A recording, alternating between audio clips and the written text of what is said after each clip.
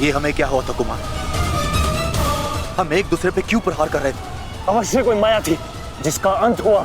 आओ आओ, शत्रु हमारे प्रहार की प्रतीक्षा कर रहा है। चलिए कुमार।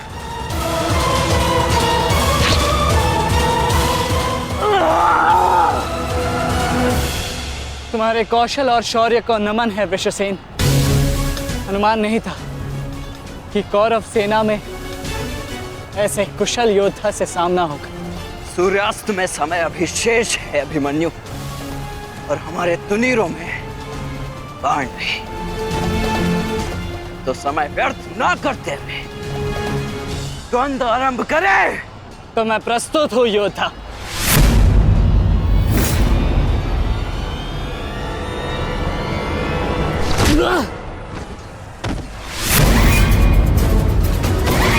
तेरे पिता की माया का अंत हुआ बालक, और अब तेरा अंत होगा।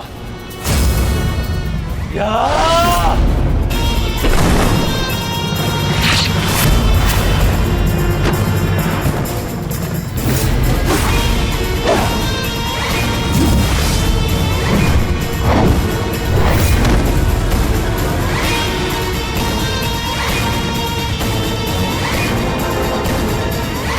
हार तब नहीं होती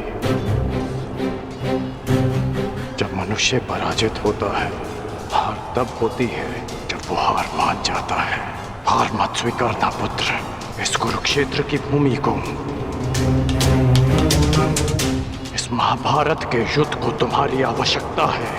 अभी बहुत द्वंद्व शेष है। उठो, अपने क्रोध को, अपने साहस को, अपने विश्वास को एकत्रित करो। उठो और युद्ध करो। उठो पुत्र, उठो पुत्र, उठो पुत्र।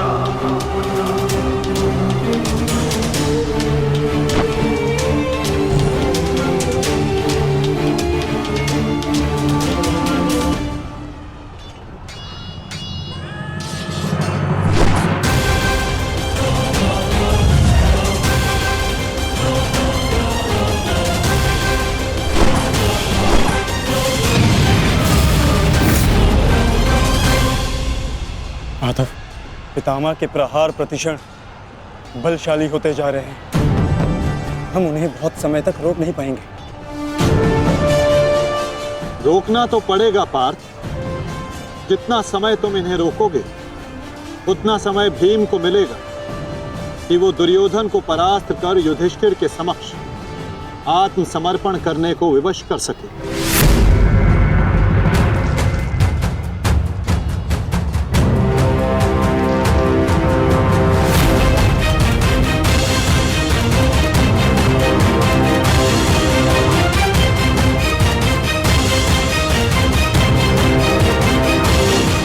दुर्योधन, ये युद्ध भूमि है, कोई रंग भूमि नहीं कि औरों के द्वंद्व का तुम आनंद उठा सको।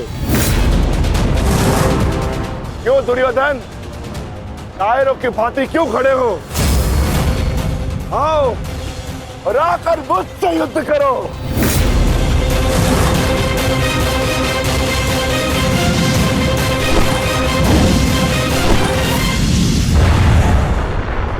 गंगापुत्र, शीघ्रता कीजिए। अर्जुन आपको द्वंद्व में उलझा रहा है। इधर भीम दुर्योधन की ओर बढ़ रहा है। महामहिम, कुछ कीजिए।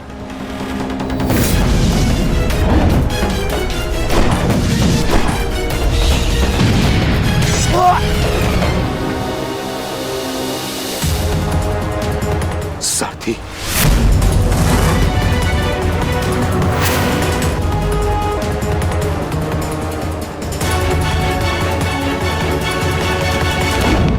सावधान अर्जुन, या तो तुम युद्ध करना भूल गए हो या फिर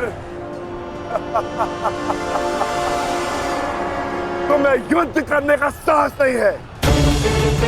दुर्योधन, नहीं नहीं दुर्योधन, भीम तुम्हें उकसा रहा है। द्वंद्व में मत फंसना।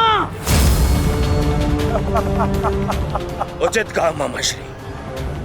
मेमनों के आखेट के लिए से आगे नहीं बढ़ते।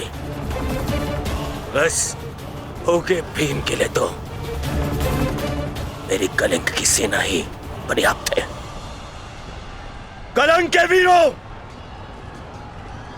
आक्रमण करो और इसको बंदी बना लो। जाओ।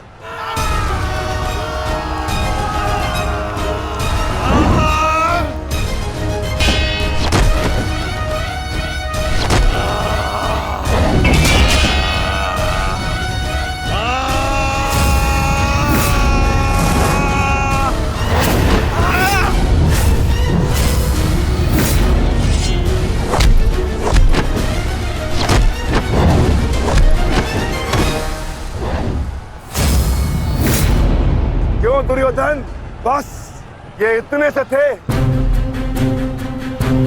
अरे इनसे तो युद्ध करके मेरे हाथ पैर भी नहीं खुले।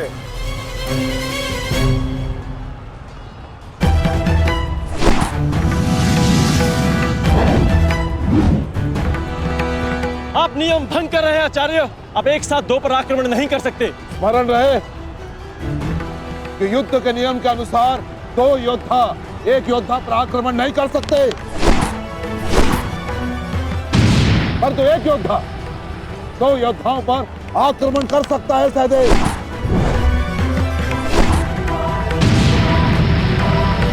क्या करें नकुल, कुछ करना होगा।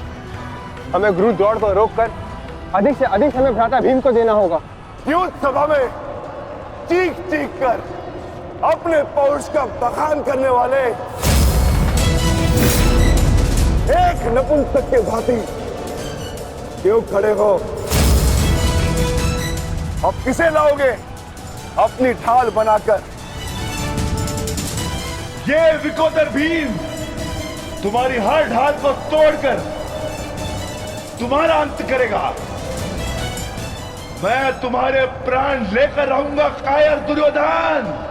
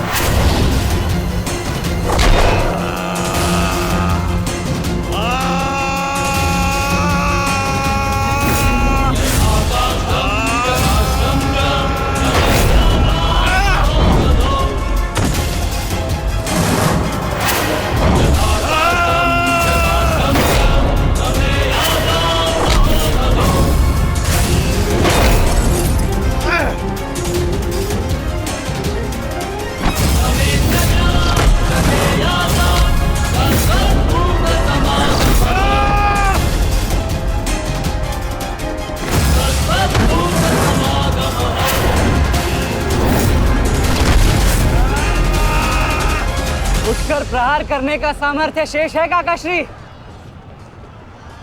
या पराजय स्वीकार करते हैं? जय और पराजय की चुनौती बराबरी के योद्धाओं को दी जाती है बालक। प्रतीत होता है कि अभी तक तुम्हें कोई समर्थ योद्धा नहीं मिला।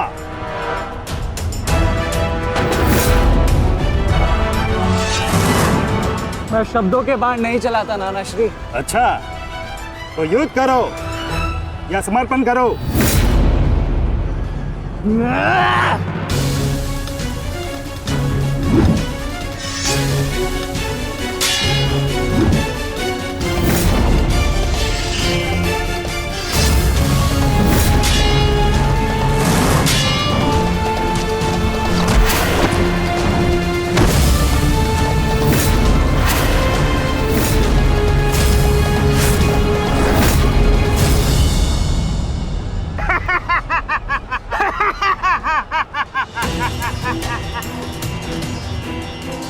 क्या हुआ, थक गए?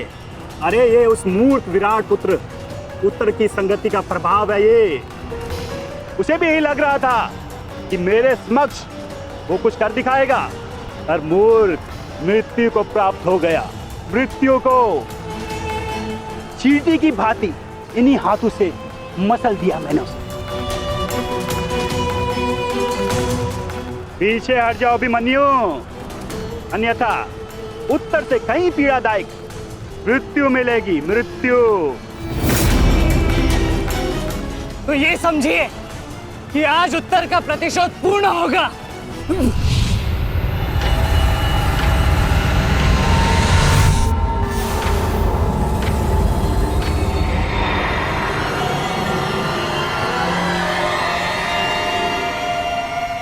ऐसे मूर्खता कर रहे हो अभिमन्यु?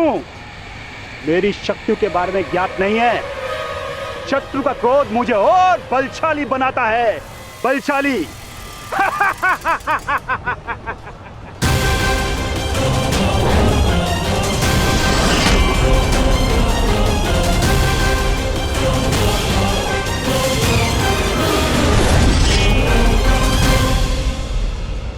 इतना ललकारने के पश्चात भी तुम रथ पर छिप कर बैठे हो दुर्योधन।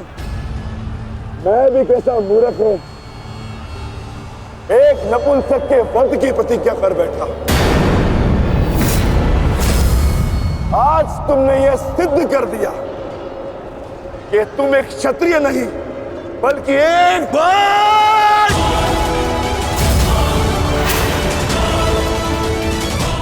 बहुत हो गया।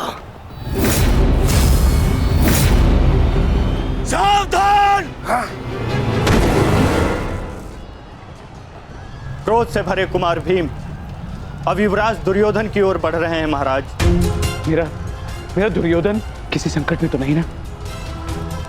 कहीं ऐसा तो नहीं कि भीम युद्ध के दूसरे दिन ही पांडव पक्ष को जय श्री दिलवा दे?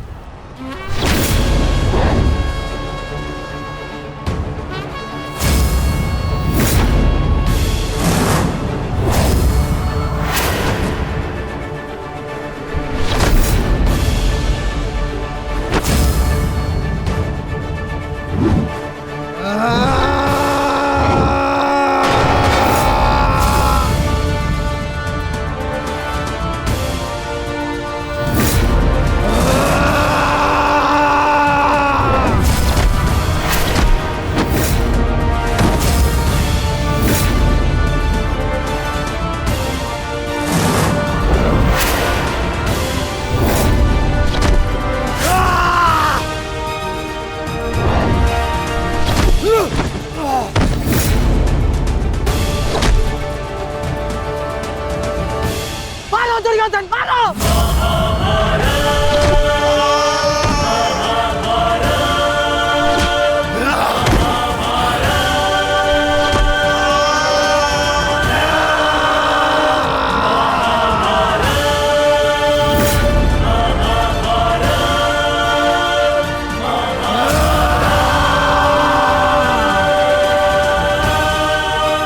क्या हुआ गदाधारी भीम? अब दिखाओ तुम्हारा पौरुषत्व। या कहो तो हस्तिनापुर की स्त्रियों से आभूषण लाके तुम्हें पहना दूं? क्या हुआ? युद्ध बातों से नहीं बल से जीता जाता है। शरीर जैसे शरीर में जरा सा भी साहस बचा है, क्रोध और प्रहार कर मुझ पर। अरे ये क्या पहचानेगा अपनी शक्ति को? इसे कैसे मैंने वस्त्र और आभूषण रहित करके आंसू के मत्थे बिठा दिया था मैंने।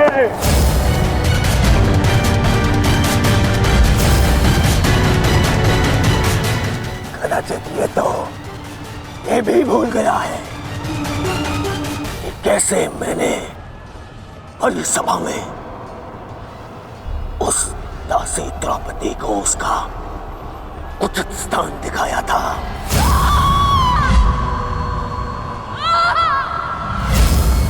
आओ दासी द्रौपदी, आकर मेरी गंगा में बैठो।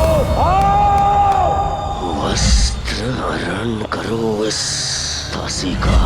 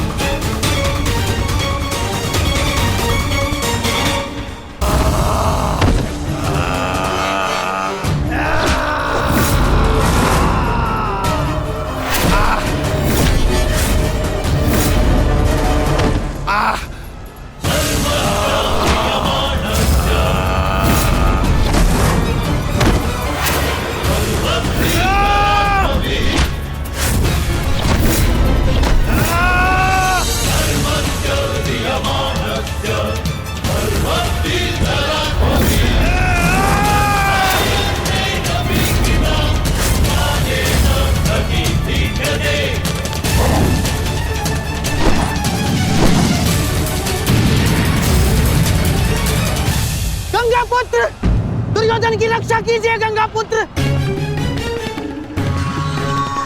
महामहिम, ये क्या कर रहे हैं आप? अपने वचन को पूर्ण कीजिए। आज यदि आपने भीम का वध नहीं किया तो हस्तिनापुर का युवराज घर नहीं लौटेगा। महामहिम, भीम, रुक जाओ, दूर हो जाओ दुर्योधन से, अन्यथा मुझे तुम्हारा वध करना होगा।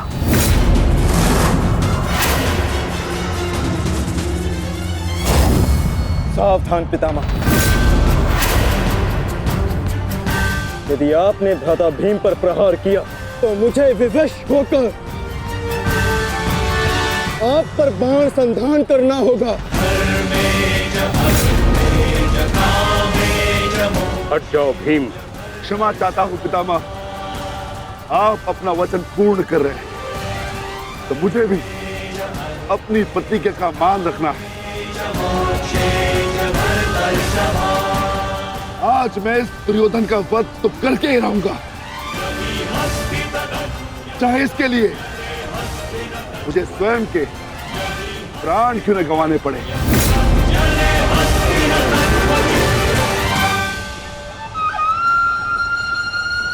स्वयं के प्राण गंवा सकते हो भीम, परंतु क्या अपने दोनों भ्राताओं को इस आहुति में झोंक दोगे तुम? तुम्हारी इस भूल का फल नकुल और सहदेव को भुगतना होगा भीम। जरा देखो उधर।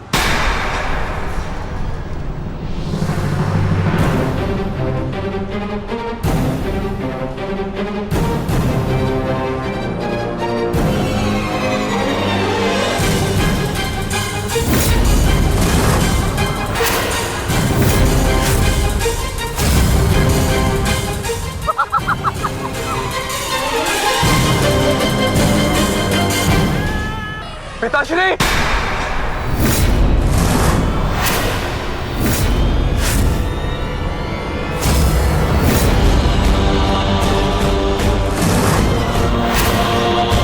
शस्त्र को नीचे करिए द्रोण, अन्यथा सदैव के लिए पुत्र से हाथ खो बैठोगे।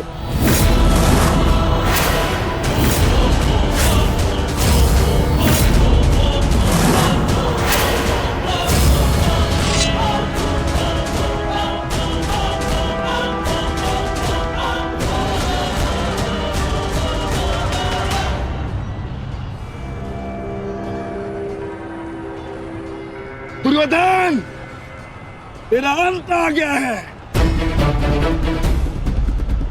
तुम्हारे पास दो विकल्प शेष है दुर्योधन, या तो देश युधिष्ठिर के समक्ष आत्मसमर्पण करो, अपनी सेना को पीछे हटने का आदेश दो, या फिर अपने प्राण यमराज को समर्पित करो।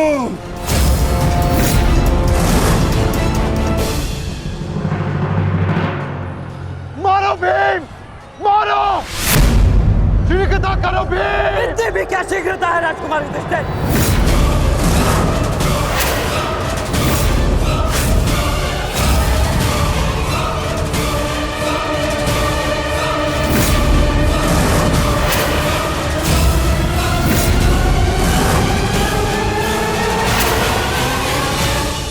विकल्प शेष है दुर्योधन। मारो भीम, मारो, वीरगति करो भीम। इतनी भी क्या शीघ्रता है राजकुमार युधिष्ठिर?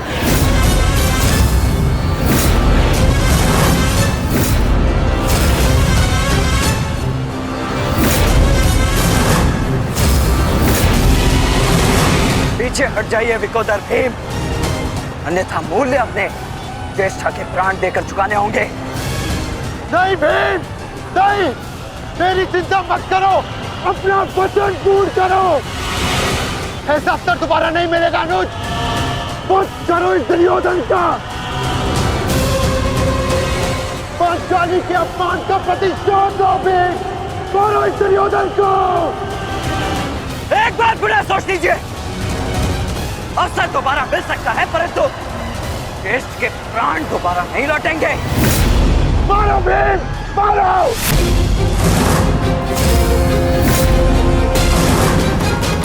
दुर्योधन!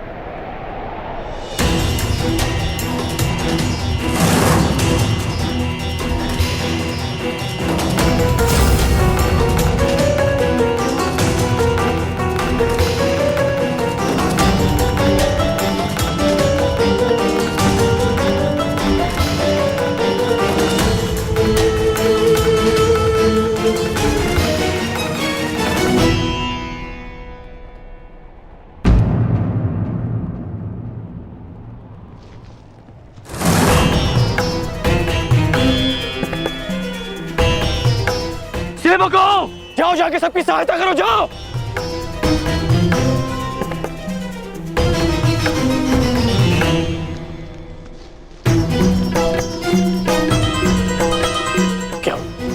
क्या हुआ?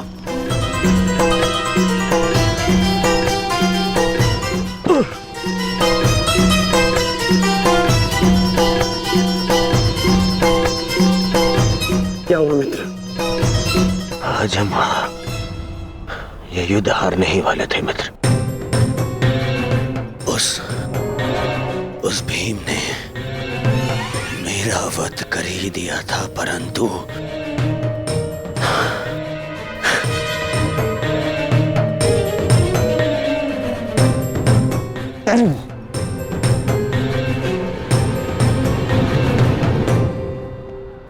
ठीक समय पर आकर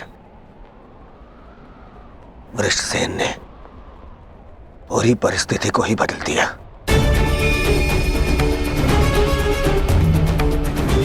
वीर वृषसेन ने आज न केवल मेरे प्राणों की रक्षा की,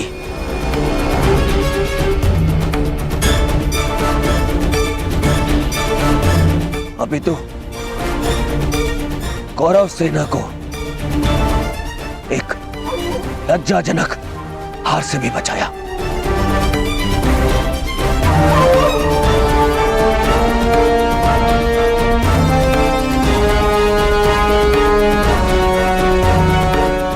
मैं गर्वित हूं तुम्हें अपनी सेना में पाकर पुत्र, गर्वित हूं मैं।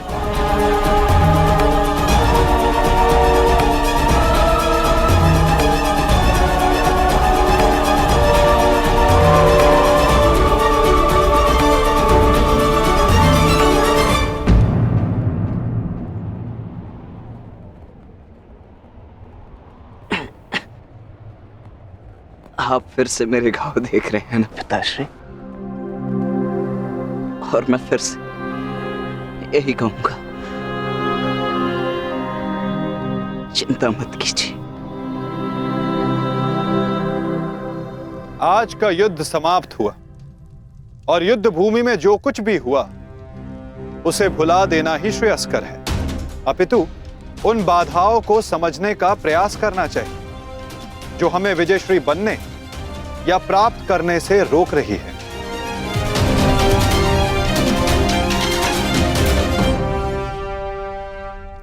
सबसे बड़ी बाधा तो वो कर्ण का पुत्र वृषसेन है। आज दूसरे दिन भी उसने दुर्योधन का अंत होने से बचा लिया। दुर्योधन के वध होने के पश्चात वृषसेन को अपने मार्ग से हटाना अति आवश्यक है। कुछ नहीं होगा आपके पुत्र को, और आपका पुत्र आपके मित्र को भी कुछ नहीं होने देगा।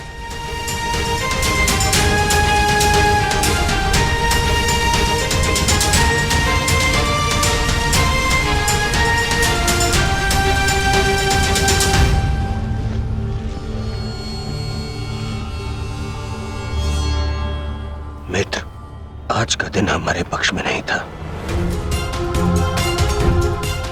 तुम हमारे साथ होते तो कदाचित ऐसा नहीं होता।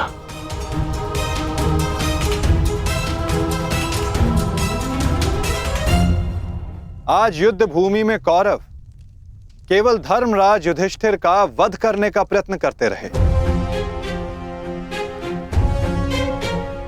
और कल हम दुर्योधन को अपना लक्ष्य बनाएंगे।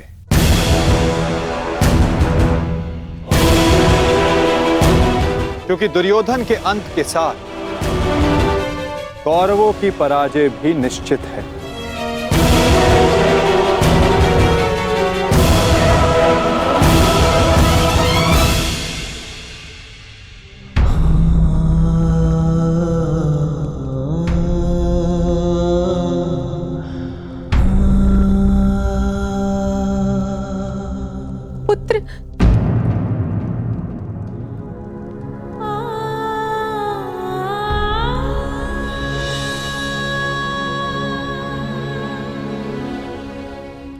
क्या दशा बना दी है इस युद्ध ने तुम्हारी।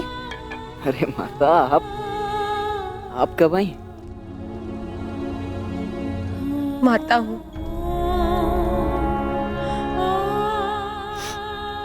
पुत्र को घाव लगता है तो माता को आभास हो ही जाता है। मेरे मन ने कहा कि मेरा पुत्र संकट में है, दौड़ी चली आई।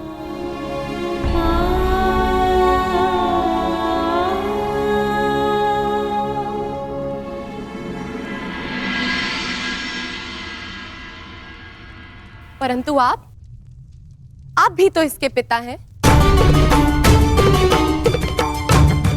क्या अपने पुत्र की इस दशा को देखकर तनिक भी दया नहीं आती?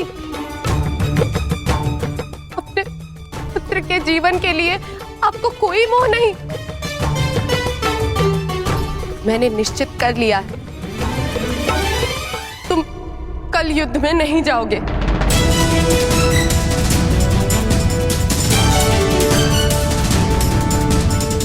परंतु माता, मैंने कहा ना, ये मेरा अंतिम निर्णय है। पिताश्री, ये तुम्हारे अतिरिक्त कौरव सेना में और भी कुशल योद्धा है। निश्चित रूप से कौरव सेना में कुशल योद्धाओं की कमी नहीं है पिताश्री, परंतु वृषसेन वो उन सबसे भिन्न है। उसकी सोच, उसकी प्रतिभा, उसका तेज प्रशंसनीय है। उससे द्वंद्व करते समय मैंने बहुत कुछ सीखा। यदि वो कौरव के पक्ष में ना होता तो निश्चित रूप से मेरा अभिन्न मित्र होता।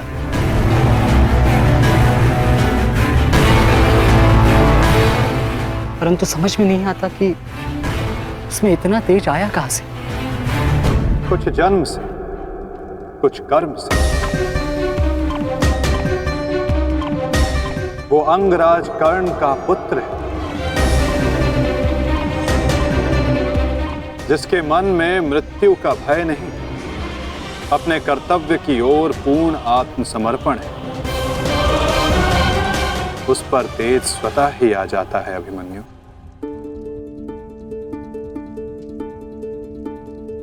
मैं अपने कर्तव्य से मुख नहीं मोड़ सकता माता, क्षमा चाहता हूं। आप मुझसे मेरे प्राण भी मांगेंगी तो मैं अभी अपना शीश काटकर आपके चरणों में रख दूंगा, परंतु परंतु मैं अपने वचन से विमुक्त नहीं हो सकता माता।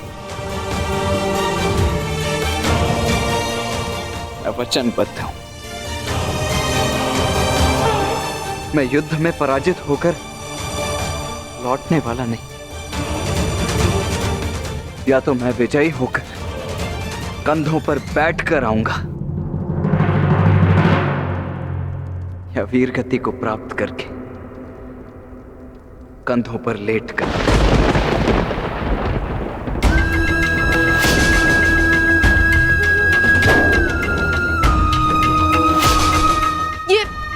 ये आपका पुत्र क्या बोल रहा है? अब आप सुन रहे हैं ना? मैं आपसे हाथ जोड़कर विनती करती हूँ स्वामी, रोकिए इसे। आप ऐसा कैसे होने दे सकते हैं?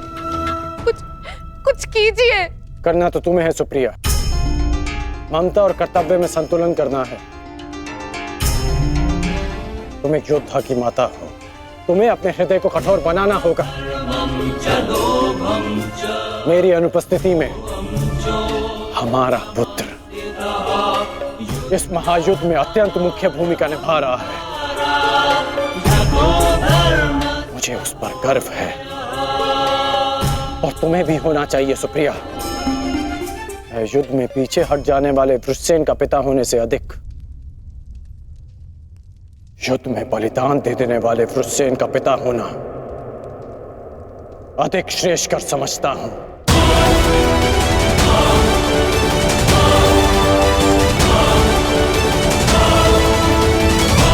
और तुम्हें भी समझना चाहिए सुप्रिया, तुम उसकी माता हो, उसकी शक्ति बनो, उसकी दुर्बलता नहीं।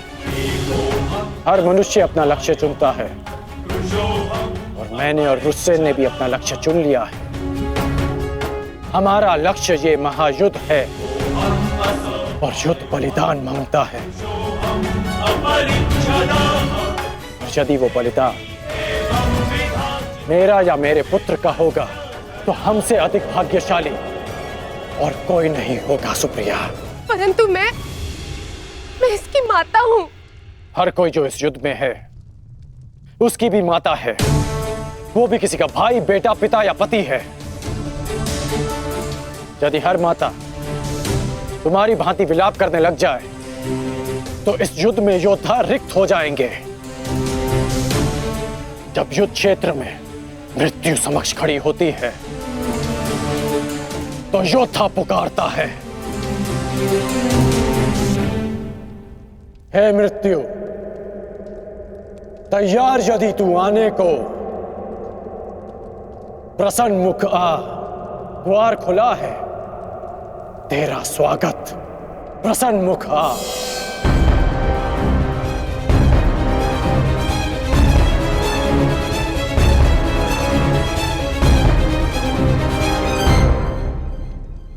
दो महायोद्धाओं के समक्ष एक दुर्बल माता कैसे जीत सकती है? यदि आपने निर्णय ले ही लिया है तो ठीक है, किंतु एक बात स्मरण रखना, यदि मेरे पुत्र को कुछ भी हुआ तो उसके उत्तरदायी आप होंगे और इसके लिए मैं आपको कभी क्षमा नहीं करूंगी।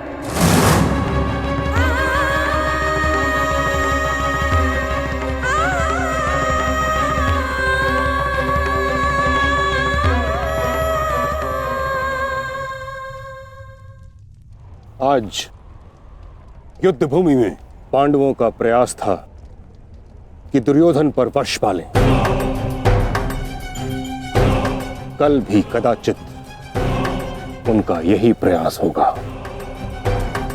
इस कारणवश हमें सज्ज रहने की आवश्यकता है।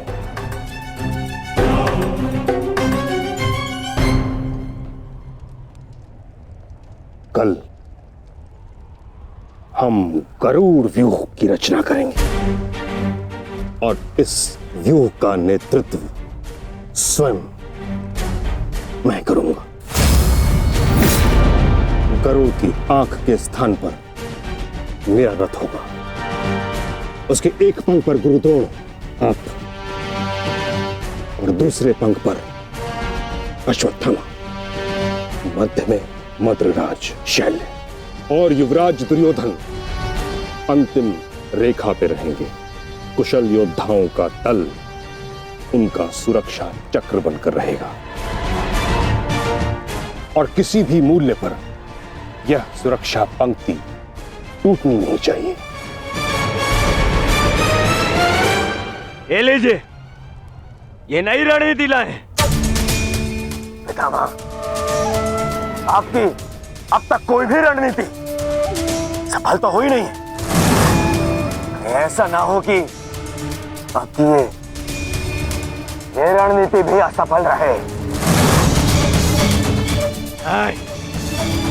ऐसे मत देखिए, कुछ अनुचित कह रहा हूं, सत्य कह रहा हूं। अब तक आपकी किसी भी रणनीति का कोई भी वास्तविक लाभ हमें नहीं मिला है। आज जो घटित हुआ है और जो घटित हो सकता था, मैं जानता हूं। अरे सेना को छोड़िए, आप तो मेरी सुरक्षा का कर्तव्य, अपने युवराज की सुरक्षा का कर्तव्य भी पूर्ण नहीं कर पाए। हे पितामह, अब मुझे आप पर विश्वास नहीं रहा पितामह। नहीं दुर्योधन, पितामह के अतिरिक्त तुम्हारी रक्षा और कौन कर सकता है? मैं करूंगा, मैं करूंगा, मैं करूंगा, मैं करूंगा।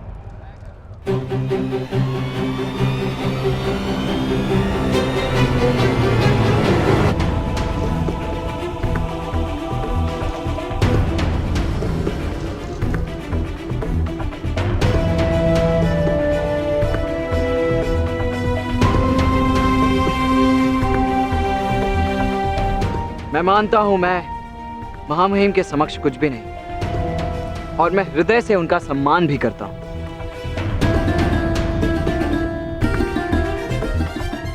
किंतु यदि युवराज मुझे अवसर दें तो मैं उनकी सुरक्षा के लिए सदैव तत्पर रहूंगा।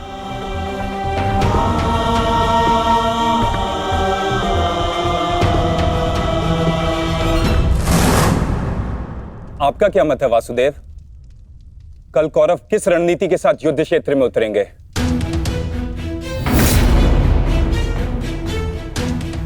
उनकी व्यूह रचना क्या होगी? व्यूह रचना चाहे जो भी हो, किंतु आज जो रणभूमि में हुआ उसके पश्चात यह निश्चित है कि दुर्योधन की रक्षा हेतु वे उसे सेना की अंतिम रेखा में ही रखेंगे, क्योंकि वो जानते कि दुर्योधन ही हमारा लक्ष्य है।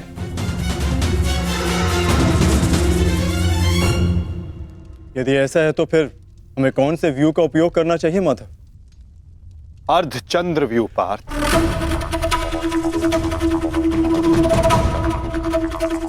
उसी व्यू के कारण हम दुर्योधन को रणभूमि की ओर ला पाएंगे।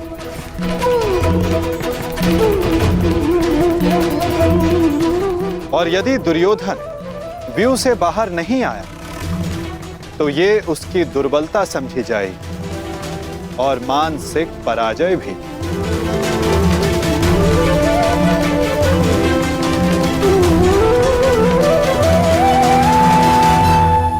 कल दुर्योधन की रक्षा कोई नहीं कर पाएगा, वो चाहे आचार्य द्रोण हो या पितामह अश्वत्थामा हो या दुशासन या फिर वृक्षसेन। कल जो भी योद्धा मेरे और दुर्योधन के मध्य आएगा वो या तो रणभूमि छोड़ेगा या फिर ये संसार। मेरे पिताश्री आप पर पूर्ण विश्वास करते हैं युवराज, और मैं अपने पिताश्री की ओर से आपको यह वचन देता हूं कि जब तक मेरे शरीर में अंतिम श्वास रहेगी तब तक मैं युद्ध भूमि में आपकी सुरक्षा के लिए प्रस्तुत रहूंगा।